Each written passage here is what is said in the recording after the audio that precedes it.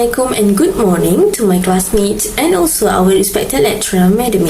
Today, I and my team members would like to present about our topic, which is about attitudes, belief, and values. I, Atika, will be the first presenter and will be followed with Shura, Rauda, and Adriana. First of all, we will go through about personality meanings and definition. The term personality comes from the Greek word which is persona. It's meant to speak true. Every person has a distinct, particular, and significant determinant of behavior that characterizes his or her personality. J.F. Dashiell defined that personality is the total of behavior trends manifested in social adjustment, while according to Haley William, personality is an integrated system of habitual adjustment to the environment, particularly to social environment. Based on these two definitions, both give more or less the same meaning about personality, and we can simply put that people will adjust their personality to fit into social environment. What is attitude? What do you know about attitudes? Let me explain it for you based on the definition given. N.L. Moon said that attitudes are learned predispositions toward aspect of our environment. So, it may be directed positively or negatively toward a specific person, service, or institution. Next, we have Isaac Ajan and Martin Fishbein. They define attitude as a studied predisposition to respond consistently, favorably, or unfavorably to a given object. As I can deduce from the definitions, people are reflecting or reacting to something in their daily life. Before we have Robbins and Judge 2019, we have Rosenberg and Hobson 1960 and Allport 1935 identify or analyze about the components of attitudes. The first one is the cognitive component. It is referring to the opinion or belief segment of an attitude. For example, one of the co-workers, Adam, stated that his salary is not on par with the work he had done. He's been working for years and yet the company did not give him salary increment. Next is affective component. This component refers to emotional or feeling segment. Let me continue my example from the first one. Due to Adam's low salary, he felt so angry and dissatisfied toward his company. Finally, we have behavioral component. It is referring to an intention to behave in a certain toward people around us or something else. We back with Adam's story. After he felt dissatisfied, he decided to quit and he stated that he rather to find a new job with a worthwhile salary. As you can see on the slide, we will go through about attitudes, behavior, and also cognitive dissonance. We tend to believe that people behave by their attitudes. Jacqueline said that social psychologists have discovered, however, that attitudes and actual behavior are not always perfectly aligned. In some cases or situations, people may change their attitudes to better align them with their behavior, and it led us to have cognitive dissonance. Robbins and Judge 2019 stated that no individual can avoid dissonance. Pavlovsky defined that cognitive dissonance is psychological distress caused by conflicting thoughts or beliefs. People's attitude may change to reflect their either beliefs or actual behaviors to reduce this tension. The mental discomfort is caused by holding two opposing attitudes, beliefs, and values. People attempt to alleviate this tension in a variety of ways, including rejecting, explaining away, or avoiding new information. To reduce dissonance, it depends on factors that Festinger 1957 had analyzed, which is including each belief is given a level of importance. More personal and highly valued connections, such as self-belief, tend to produce more dissonance. After that, we have the number of contradictory beliefs. The stronger the dissonance, the more clashing thought you have. As for Robbins and Judge 2019, they agreed with the two factors above and add on one factor, which is reward of dissonance. High rewards accompanying high dissonance and tend to reduce tension inherent in the dissonance. Behaving in ways that are inconsistent with your personal values may result in intense feeling or discomfort. This discomfort can appear in a variety of ways. People may experience anxiety, regret, stress, or embarrassment. Well, I guess I'm done with my part. Let's go to the next presenter, Shura. Thank you, Atika. Okay, so now let's move on to job attitudes. Do you have any idea what is actually job attitude? According to Schleicher in 2004, job attitude is an evaluation of one's job which express feelings toward, belief about, and attachment to one's job. So basically, it plays a crucial role and functions in influencing the work behaviors of employees in any organizations. That is why the need to understand, measure, and enhance employee attitudes is significant for the organizations nowadays. Well, according to Liao in 2012, job attitude can be defined as be a set of attitude and thoughts toward work, and such attitude and thoughts are reflected in the form of work involvement and organization commitment.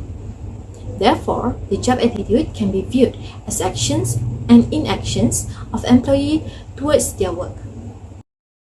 There are three major job attitudes, which are job satisfaction, job involvement, and organizational commitment. As for now, we will focus on job satisfaction. According to Weiss, job satisfaction is a positive or negative evaluation judgment one makes about one's job or job situation. According to Armstrong, job satisfaction is the attitude and feelings individuals toward their work. For example, positive and favorable actions toward the job shows a level job satisfaction, while negative and unfavorable attitudes towards the job indicate job dissatisfaction. Or we can say that job satisfaction is an emotional reaction to one's job. The outcomes of job satisfaction are to create positive high staff morale among employees. Next, workers are more eager and willing to apply new knowledge and innovation for their job performance. And this will always help organizations to develop good competitive advantages in business arena. Also, to increase an employee commitment to an organization, an employee who is satisfied will want to remain in the job to give his best to his employing organization, whereas an unsatisfied employee will always be on the lookout for another job and will leave the organization at any slight chance or opportunity. Last but not least, to improve the intensity of motivation among employees.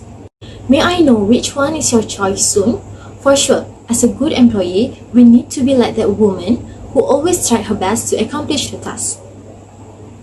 Before we go further, what is job dissatisfaction? The simplest way to understand job dissatisfaction is when employees' expectations for their job are not met. Let's discuss about the impact of job dissatisfaction.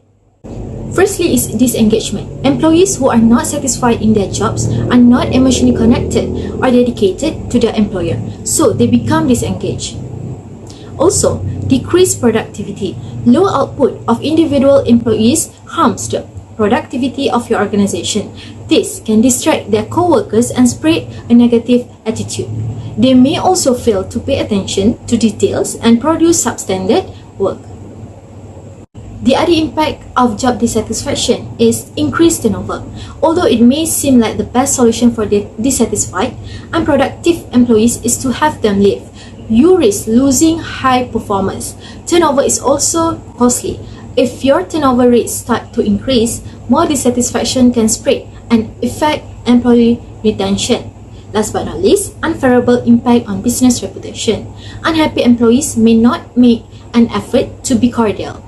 They may even speak or act in ways that give customers, competitors, and job applicants a negative perception of the company. In conclusion, we as human beings will always tend to feed our attitudes into the social environment or particular society. We need to remember that different people, the different approaches they will use.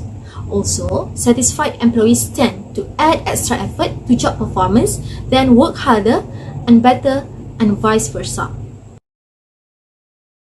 What is values and belief? According to Hassel, values are moral principles or standards of conduct.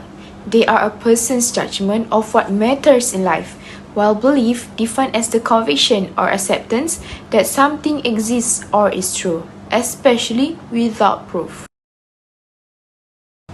Next is the definition for values and beliefs. Values are moral concepts or standards of conduct that are seen as useful or significant. Values are the foundation for a person's personality, conduct, attitudes, and perceptions. They affect their character and behavior. So now is the definition by author. According to M. Haralambos, a value is a belief that something is good and desirable. According to R. K. Mukherjee, values are socially approved desires and goals that are internalized through the process of conditioning, learning, or socialization, and that become subjective preferences, standards, and aspirations. According to Zeleznik and David, values are the ideas in the mind of men compared to norms in that they specify how people should behave. Values also attach degrees of goodness to activities and relationships. Next is belief. Belief is a conviction that we commonly accept as true, especially in the absence of proof or evidence. They are the ideas we have about the world, and they have a significant impact on our values, attitudes, and conduct. Belief emerge from a variety of sources, including what we see, what we hear, read, and experience. They can, on the other hand, come from what is taught. Religious views, for example, are not innate. They are often instilled in children from an early age. In truth, culture and religion are at the root of most our views. How values and belief relate in personality trait. Personality is defined as a set of ideas, feelings, and behaviors that lead to distinct ways of interacting with the environment. Values, on the other hand, are frequently seen as abstract notions or beliefs that pertain to preferred styles of behavior. Personality traits and values, according to Dollinger et al., manifest themselves in a person's functioning in a variety of scenarios throughout their lives. This reality is at the heart of their mutual reliance expectations in terms of influencing the production of enduring differences in human behaviors. Both categories are equivalent, while personality has a lower impact on behavior than values. There are much more differences between the two constructs. Personality traits are stable dispositions that describe who people are, and they are not always linked to motivational tension. Values are also stable, but they determine what people want to accomplish and what behavior that they consider acceptable. The motivational aspect is therefore clearly emphasized. Next is international values. There are 5 of it. International values consist of power distance, individualism versus collectivism, masculinity versus femininity, uncertainty avoidance, long-term versus short-term orientation. I will pass to Adriana for further explanation. Value across culture is about where individualism and collectivism are two opposing ideologies. It describes the degree to which people in a community are integrated into groups. Individualism is where a country's citizens prefer to acting individuals rather than as a member of a group, while collectivism is where they emphasize the needs and goals of the group as a whole, and they value the connection inside the group. As you can see, this is a chart where it shows countries that high individualism and low individualism. To understand better, I can describe individualism as a selfish. Why? This is because individualism culture is focused more on individual, being independent rather than identifying with a group mentality. In this individualism culture, people are considered good if they are strong, self-reliant, and independent. As we can see, United States of America is the most high individualism. This is because they prioritize themselves over a group. For example, United States of America do not like to think of themselves as being dependent upon others or others being dependent upon them. This can affect their boundaries, plays on personal relationship. Other than that, as we all know, the conflict between Russia and Ukraine, where Russian take other personal gain, which they trying to expand their power by invading another country. It shows that they are selfish only by grab for their own good. By Russian move, it makes innocent people feel unsafe, and innocent public also can lose their home. Collectivism. Collectivism is where people consider it good if they are helpful, dependable, and attentive to the needs of others. This culture can be found in Africa, South America, and Asia Central America. For example, workers who live in collective culture might strive to sacrifice their own happiness for the greater good of the group. Now I will continue. Power distance is the extent to which less powerful members of organizations and institutions, including the family, accept and expect in unequal power allocations. This dimension is measured not only from the leader's point of view, but also from the follower. The characteristic of individuals from the higher power distance countries such as Malaysia and Venezuela are they value persons who respect authority. Receiving order from superior are not a problem for them, and they prefer to follow strict guidelines, and authority is preferred to solve a problem. For the lower distance country like Denmark and Israel, they expecting a balanced power distribution. Uncertainty avoidance. According to Hofstede 2011, the level of comfort with unstructured settings which are new, unexpected, surprising, and different from typical is measured by the uncertainty avoidance dimension. Individuals from countries like Japan and Greece with a strong uncertainty avoidance cultural background may have a strong desire for a clear diagnosis, timeline, and expected outcomes. Individuals with a low level of uncertainty avoidance like Singaporean may be more at ease with the unknown and have less of a need for a precise prediction. Masculinity versus femininity. Masculinity refers to a culture in which the social gender roles of men and women are firmly defined. Men are expected to be assertive, tough, and materialistic, whereas women are expected to be humble, delicate, and concerned with quality of life. While femininity refers to a culture in which men and women are expected to be modest, gentle, and concerned about the quality of life. Long-term orientation versus short-term normative orientation. Long-term orientation is concerned with the future. Long-term thinkers may put aside short-term concern in order to plan for a future. Persistence, perseverance, and adaptation are valued in long-term oriented cultures. Short-term orientation, attention is on the present or past, with the present or past taking priority over the future. Individuals who are focused on the short term appreciate tradition, social hierarchy, and completing tasks. Long-term goals and successes are prioritized over immediate enjoyment. Next, I'll pass to Adriana. Next, culture value. What is culture value? Culture has stated value as a conception, explicit and implicit, distinctive of an individual of characteristic of group.